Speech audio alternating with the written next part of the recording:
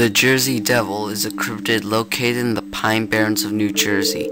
The Jersey Devil is described as a flying hoofed biped with the wings of a bat, horns of a goat, clawed hands, and a forked tail. The devil's origin was that in 1735, Mother Leeds, who already had 12 children, was pregnant for the 13th time. She was angry and said, "Let this child be a devil." After giving birth to the child was human at first, but turned into a demon. The Jersey Devil then killed a midwife and flew out of the chimney. The devil circled around villages until in 1740, a clergyman exorcised it for a century and wasn't seen until 1890. According to real historical records, Mother Leeds could be Deborah Leeds. Deborah was married to Japhet Leeds, and they had 12 children, and they also lived in the area of the Jersey Devil legend, or Atlantic County, New Jersey.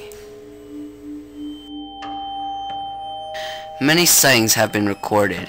Joseph Bonaparte, Napoleon's older brother, claimed to have seen the Jersey Devil while hunting in his 13-Orden town estate in 1820.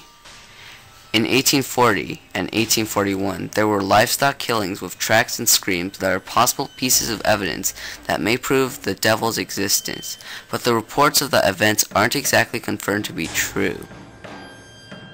In the 1900s, there were still reports of the devil.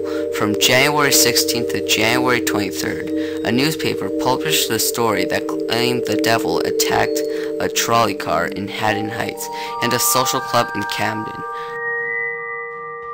Reports began to spread in from the east, causing panic and multiple schools to close. Throughout the 20th century, many reports of the devil came in from sightings to noises and tracks. The devil even had a bounty of $10,000 to capture it, but no one ever did.